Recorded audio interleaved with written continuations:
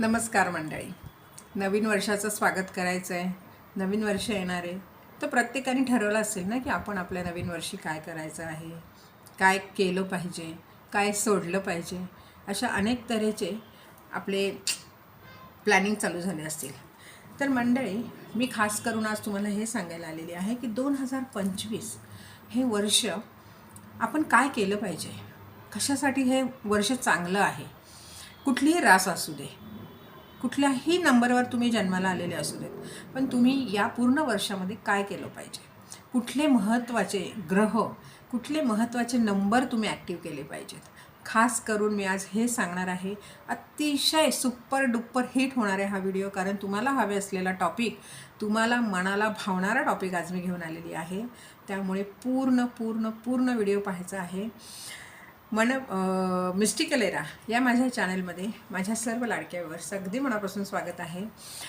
तर व्हिडिओ शेवटपर्यंत पहा मंडळी. ज्यांनी चॅनलला अजूनही सबस्क्राईब नाही केले ना, मला आशा आहे की ती सगळी लोक चॅनल सबस्क्राईब करतील, कारण चॅनल सबस्क्राईब करणं म्हणजे तुमची मला मिळालेली पोचपावती, किंवा तुम्ही कमेंट्समध्ये माझ्याशी बोलाल तर तीही एक मोठी पोचपावती असते. मी वाट पाहत असते की मला कोण कधी कमेंट करते.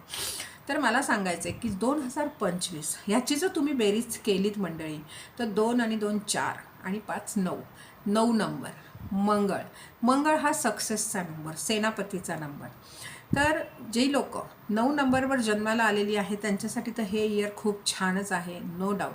पण कर्क राशीसाठी पण हे इयर अतिशय सुंदर आहे, कारण कर्क राशीचा पनवती 2.5 वर्षाची ही लवकरच आता लोप पावती आहे. मार्च एप्रिलपर्यंत लोप पावती आहे. त्याच्यानंतर प्रगती आहे त्यांच्या आयुष्यामध्ये. आता ह्या नवीन वर्षामध्ये आपल्याला काय करायचं आहे बघा. प्रत्येकाला काय हवे आहे? सुख, समृद्धी, यश, मनशांती आणि आरोग्य. या 5 गोष्टींवर, या पंचतत्वावर अटकलेली दुनिया आहे. पंचतत्वावर अटकलेली मनुष्याची ही जात आहे. आणि का असू नये? भगवंताने जन्म दिला, इतक्या सुंदर जन्माचा काहीतरी लोप तर आपण करणारच ना मंडळी. सो अशा या दिवशी म्हणजे या वर्षी आपल्याला काय करायचं आहे?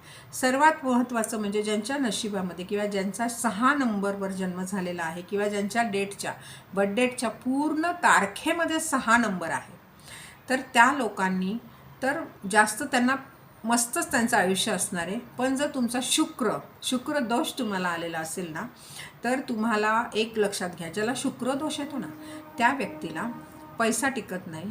त्याला ब्रँडमध्ये तो नुसता पैसा टाकत राहतो, पण त्याचा काही त्याला फायदा होत नाही. नुसतं त्याला छान छोकीची आवड राहते, कामधंदे नीट चालत नाहीत, त्याला खूप झोप येते. आणि हे फक्त 6 नंबरवाल्यांसाठी नाही, हे प्रत्येकासाठी आहे. ज्यांचा शुक्र खराब आहे ना, ती व्यक्ती आळशी बनते, तिच्याकडे पैसा टिकत नाही. पैसा आला तरी तो काही ना काही मार्गांनी निघून जातो, किंवा जर पैसा तुमच्याकडे राहायची तयारी जरी दाखवत असेल तरी अचानक काहीतरी मोठं येईल काम आणि पैसा निघून जाईल. म्हणजे ज्या क्षणाला तुम्हाला वाटतं की आता पैसा माझ्याकडे टिकणार आहे, आणि त्या क्षणाला तो उडंची होतो. ही आहे शुक्र तुमच्याकडे पैसा टिकून देत नाही. त्याच्यासाठी मी सांगितलं तुमचा शुक्र खराब आहे.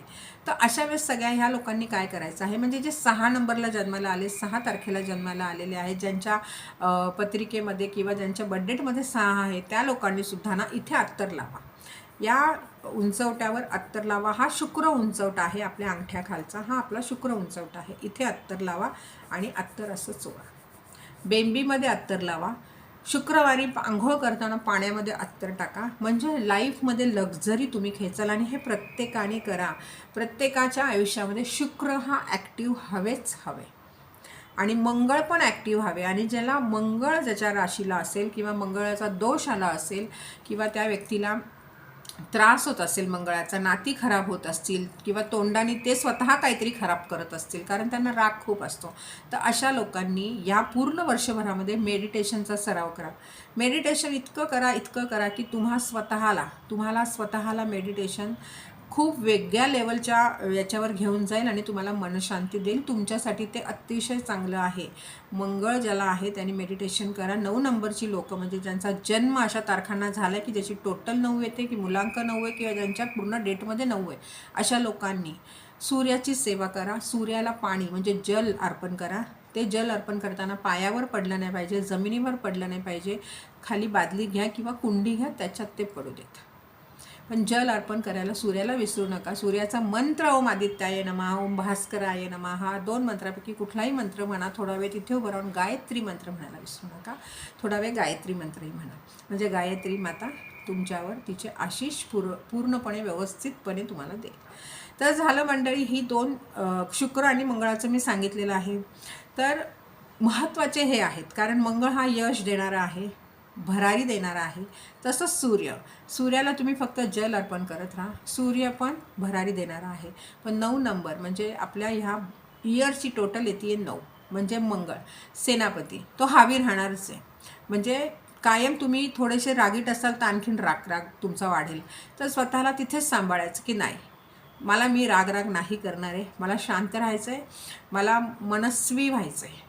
मनस्वी म्हणजे स्वतःला आधी माफ करायचं, कारण राग करून करून नाती तर खराब केली आहे, सगळंच खराब केलं आहे. आता मी स्वतःलाही खराब केलेलं आहे, त्याच्यामुळे आधी स्वतःची माफी मागतो, स्वतःचा बनतो, मग दुनियेचा बनतो. अशा आविर्भावामध्ये राहा. याच्यानंतर या पूर्ण वर्षभरामध्ये पैसा कसा ठेवायचा, आपण वेस्ट म्हणजे पश्चिमेची जी भिंत आहे आपल्या घरातली ना, तिथे थोडे तरी पैसे ठेवत जा, किंवा येता जाता तिथे त्या भिंतीवर आहे ना एक नोट चिकटवा वेस्टला. आणि मग बघा ती नोटेने तुमचा पैसा कसा तुमच्या पर्समध्ये वाढेल, तुमच्या तिजोरीत वाढेल, तुमच्या कामामध्ये वाढेल. तुम्ही जे काम करता तिथे तुम्ही लिहून ठेवा, या कामात मला सक्सेस मिळाला आहे, आणि वेस्टच्या भिंतीवर तुम्ही ते चिकटवा. तुमचा फोटो दक्षिणेच्या भिंतीवर लावा. आणि सगळ्यात महत्त्वाचं रोज उठल्यानंतर स्त्रियांनी, आणि ज्यांच्या घरी स्त्रिया नसतील त्या पुरुषांनी, घराच्या बाहेर उंबऱ्याच्या बाहेर ना थोडं तरी पाणी शिंपडायचं. दर गुरुवारी हळदीचं स्वस्तिक आपल्या दाराच्या आत आणि बाहेर काढायचं. उंबरठ्यावर हळदीचं आणि मिठाचं पाणी मात्र शिंपडायला विसरायचं नाही. नेगेटिव्हिटी आपल्या घरात येत नाही, त्यामुळे पॉझिटिव्हिटीचा वास राहतो.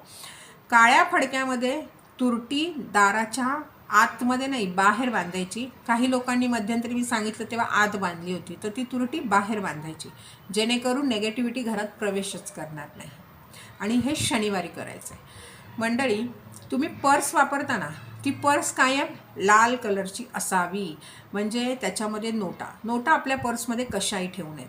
नोटा व्यवस्थित सरळच आपल्या पर्समध्ये राहिल्या पाहिजेत. शक्यतो ग्रीन किंवा रेड कलरची पर्सच वापरायची. त्याच्या व्यतिरिक्त पर्स जास्त कुठल्याही कलरच्या वापरू नका. काळी पर्स, ही पर्स, ती पर्स आपण वापरतो, पण त्याच्या आतमध्ये जी नोटांची आपण पैसे ठेवण्याची जी पर्स असते ना, तीच मात्र लाल वापरा, कारण ती लाल पर्स तुम्हाला भरपूर अमाप पैसा देऊन जाईल.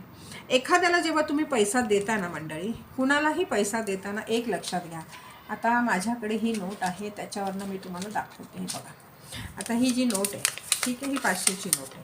तर जेव्हा मी एखाद्याला पैसा देते ना, तर हा दुसरा टोक आहे ना, हा मी माझ्याकडे ठेवते, ठीक आहे, आणि घडी करते, आणि त्याला हा असा पैसा देते.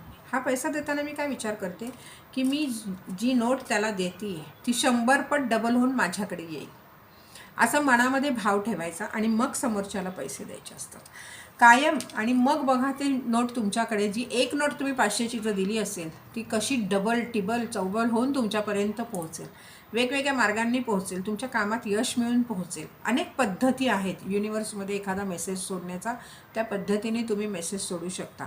आता काहींना मी आणखीन एक सांगू इच्छिते की हे पहा, असा एक कॉईन मिळतो. ह्या कॉईनचा हेतूच तो आहे. ह्या कॉईनकडे तुम्ही या कॉईनला असं पकडलं, याच्या मागे स्विच कोड पण आहे आणि पुढे सिम्बॉल पण आहे.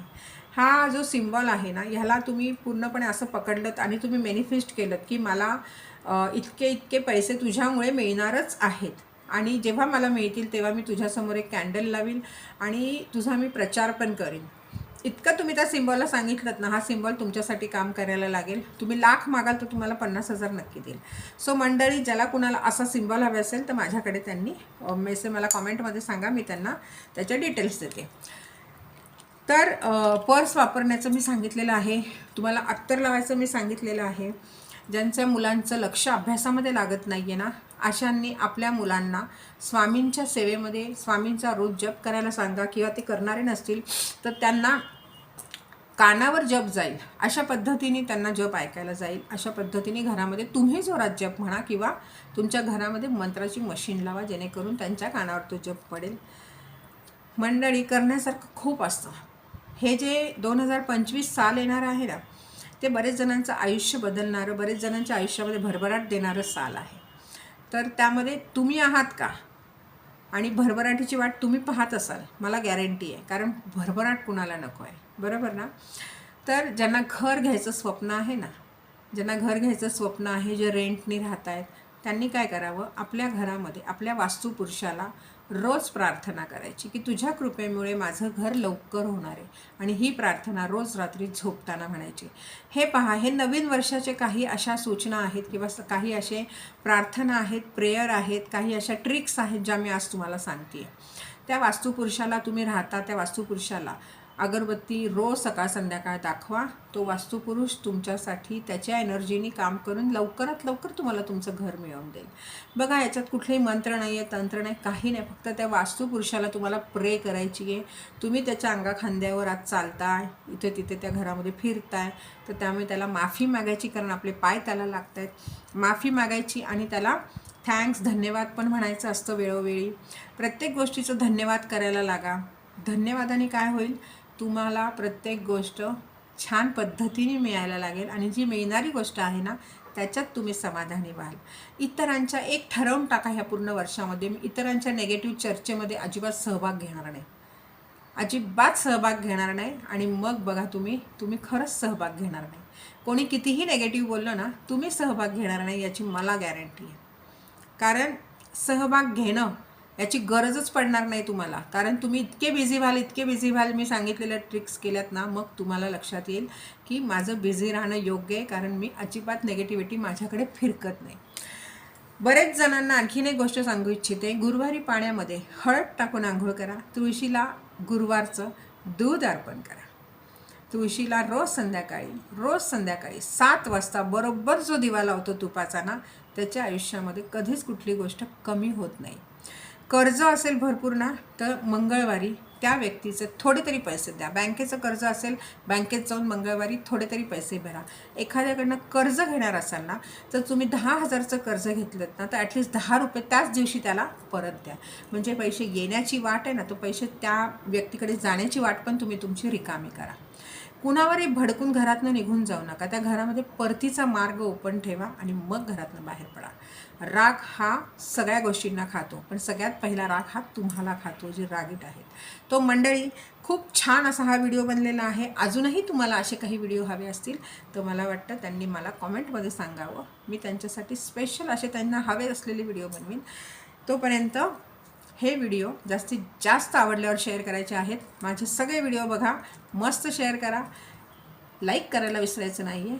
आणि ज्यांनी अजूनही चॅनल सबस्क्राईब नाही केले ना, त्यांनी चॅनलला फटाफट सबस्क्राईब करा, जेणेकरून माझे सगळे व्हिडिओ पोस्ट होताच तुमच्यापर्यंत पोहोचतील.